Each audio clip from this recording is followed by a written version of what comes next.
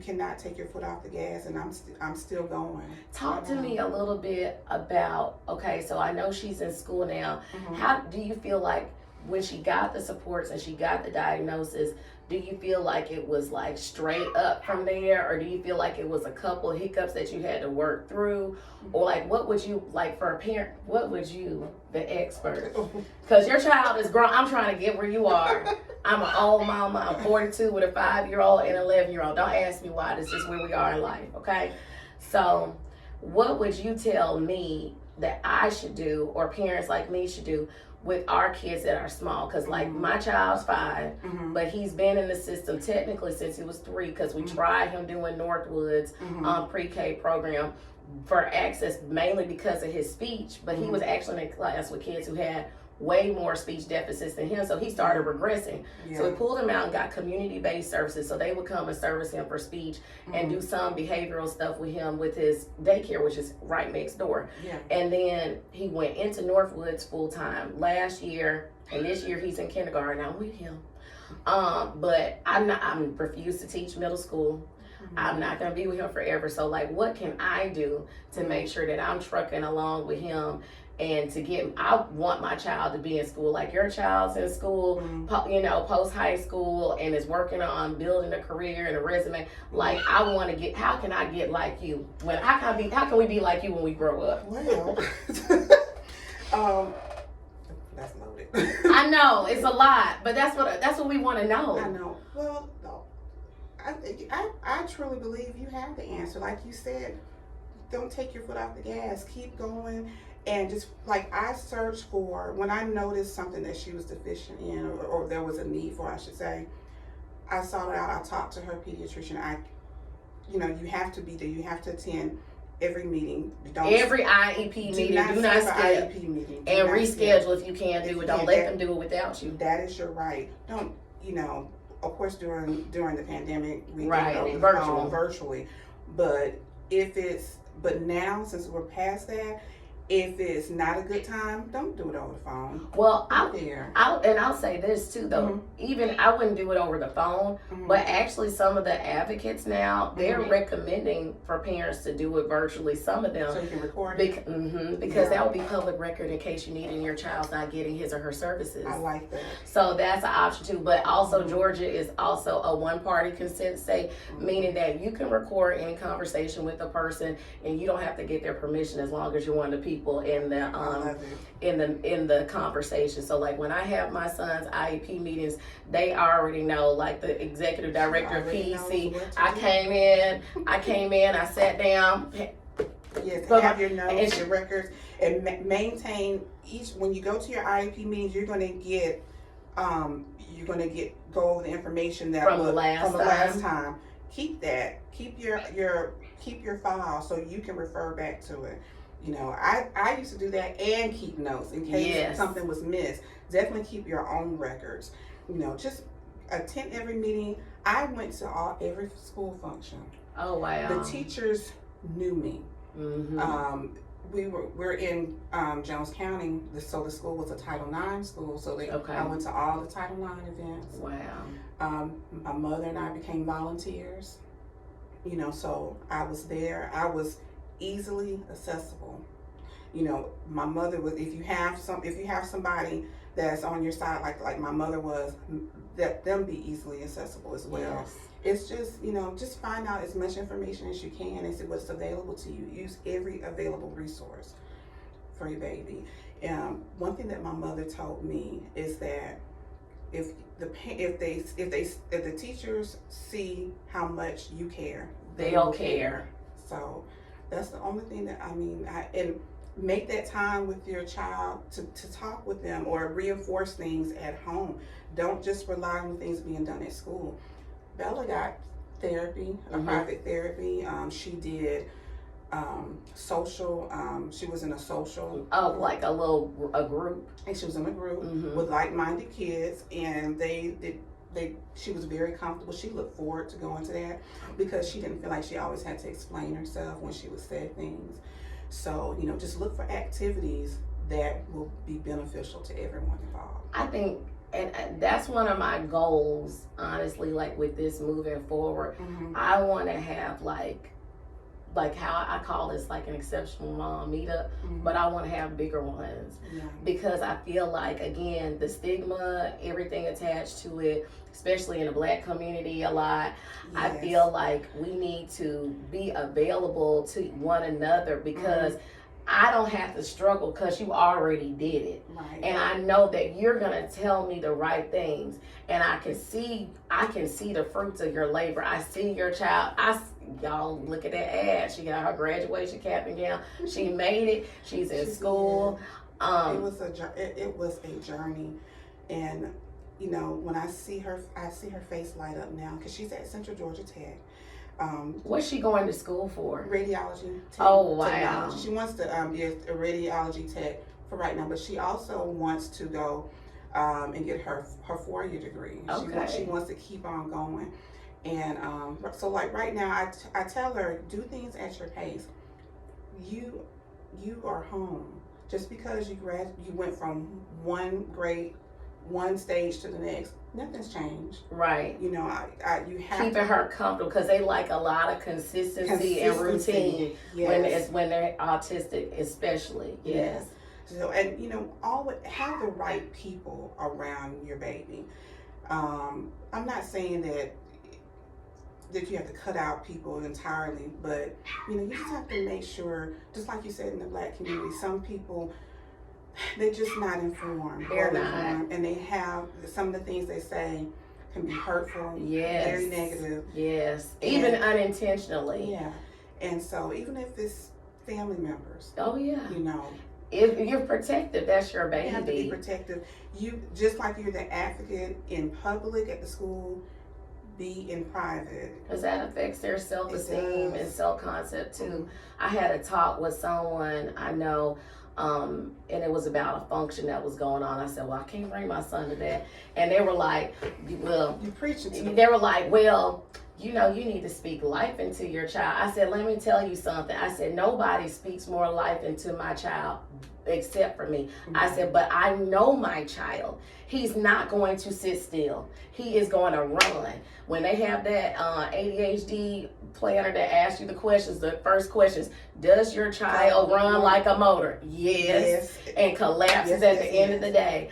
And I'm like, I'm not going to subject my child to being forced to sit still when he's outside of school, or force him to be quiet, or try to have him do different things if he doesn't have to and it's not geared to him. The only thing I make my son do that he struggles through a little bit is church.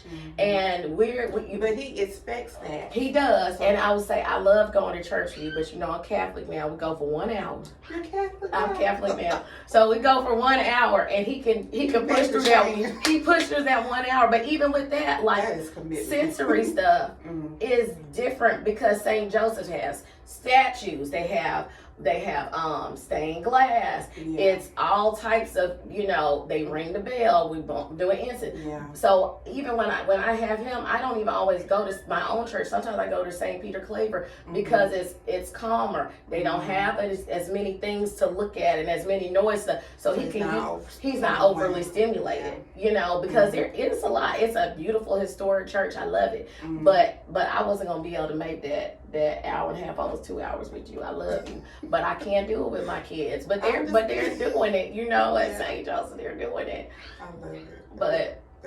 But people don't get it. They don't get that. It's not that you don't want your child included. It's not that you don't want your child around. It's just you want them to be comfortable, and you don't want to have to keep, like you said, explaining yourself. Yes, you don't want to keep explaining yourself, but you want them to be successful too. You know, you wouldn't subject your child to that was not a good example. Were you gonna say bullying or something? Yes. I mean, it kind of it's not bullying, but it definitely is off-putting for sure. Is. And you don't want them to deal with that. And like even sometimes, like I discipline my son with certain things that he does. Because like I said, I'm at school with him. If I see him doing certain things, I'm shutting it down. And and the main reason I'm like that is because, you know, sometimes they get fixated and they want to do stuff their own way. But I'm like, you have to learn how to express your emotions in a way that other people can deal with. Like you said, not necessarily teaching your child to you can't teach the world to conform to your child. So to a certain extent, we have to teach our children to conform to the world. And there are too many incidents of children who are exceptional like ours being out and about and having a big emotion or reaction, and maybe a cop is going to shoot first and ask questions later. And I can't have that with my child, and he's going to be a fine looking black man one day, so and he can't do that. So he has that on top of everything else. And it's just like I let Bella know. I said, you have to first just take a deep breath and explain. And I tell her one other thing is that I tell her it's okay to ask questions. Yes. It's okay. People don't like it, though. They don't. A lot of people in asking questions makes them insecure, and they don't understand they're genuinely asking for clarity. I ask for clarity a lot too, and some people take it as a sign of disrespect, but it's really them trying to understand what are we doing and what is the purpose and how do I react. Right. And I tell her it's okay to ask questions, sweetheart. Ask, and don't just agree because you're worried about someone else's reaction. And so, and that's a continuous thing. It really is. Now she's grown. As she matures, she's getting a little bit better, but it's inch by inch. It's inch by inch. But it's not something that ends at 18 or with high school. It's a journey. It's a never ending story. You're going to keep on going. It's just different levels, different things that you have to learn to deal with. And so it's just like being a mother. You never stop being a mother, no matter if they're 9 or 99. So you're never going to stop being an exceptional mother, because you're not a regular mom. You're an exceptional mom. Okay, with exceptional children. Why I love her. But you are, you are an exceptional mom, and I just have to say, I'm just so grateful to you for taking the time to talk to me when I was sharing what I was doing, and I saw you put that comment. You said, I wish something like this had been out for This is like therapeutic for me. When I'm sitting down and I'm talking to parents like you, other moms, and even dads and stuff, and hearing what people are doing, because it's just so isolating sometimes. Yeah, that brings me to another point. You can do all of those wonderful things for your child, but if you are not okay, because it may be the point you may need to get therapy, or you may need to journal. You need to use coping mechanisms, because sometimes it's stressful. It's very stressful. Like you said, it's isolating, and you can think, if you have a partner who they're not on the same level of understanding and commitment and dedication. That's another level of stress. That is, and so you have to take care of yourself so you can be there for your child as well, because it's nothing like being depressed or down and out, and then still having to take care of your kids and go to work every day and get the things done, the laundry, the dinner. It's nothing like ever that. Stops. Nothing ever stops, and unfortunately, it ends and begins with us. And there are dads, there are husbands out there that they're in the trenches with the mom. So I do not want to say that that's not happening, But and I will say, my husband, once he got on board, we are Team Long together. I still kept the last name, like Tina Turner. I earned it. But right, it was long, 15 years of marriage, almost 17 on paper. So I kept it. But I think, when he and I work together, the school system knows when we walk into the IEP meetings together, we're a unit. We work together. We've already pre-gamed. And I did a video on that, but I've got to redo it. But how I go through the process of how I read it, and I sit in my bed with my little glasses on and, take, like you said, take my notes and stuff. So I'm ready to get at it, because it's my job. My husband asked me, he said, well, if we don't go to the meeting, who's gonna advocate for Alan Reese? I said, nobody. And you know, and he was like, what do you mean nobody? I said, everybody has a role. Mm-hmm. That is our role as the parents. Their role is to progress monitor and check what they've already put in place. Mm-hmm. But as far as like certain things I've advocated for him, like sensory seating, a weighted vest, so he gets that hug feeling, you know, you have so all these much things available to you. So much available to you, and I'm happy. I'm not envious or jealous that that I didn't have. But it's a shame that it wasn't there. Yeah, it is, and I just had to work hard and just provide, do that at home but I got a surprise through. Are you familiar with Georgia vocab? A vocational rehabilitation. Talk to me about it. It is a program, and it's a program that assists exceptional children with getting out in the workforce. Okay. In Georgia, and it's something that the state provides. Like, it will help. Right there in my notes. Yes, Georgia vocational rehabilitation. I know they have a location in Milledgeville. Okay. And they will assist with interviewing skills, with help paying for school. Yes. Job, location, employment. I don't know if I'm saying that right. all the things. All the things they need to be to be work ready. So that's what I'm saying. That's why that's the main reason why your baby should have an IEP or whatever or 504 plan, whichever they need. And those things will follow them when they go to school too. And they have to continue those accommodations through ADA and IDEA. Yes. They have to do it. So if they have those, they're in the system, those things are available. And the thing is, I didn't know about that until a few months after she graduated. Wow. I bet you found out about it from another parent, didn't you? Actually, no, a teacher. See, also you become real good friends with the teachers. Yes. You stay. Okay. I'm still friends with her teachers on Facebook from elementary school.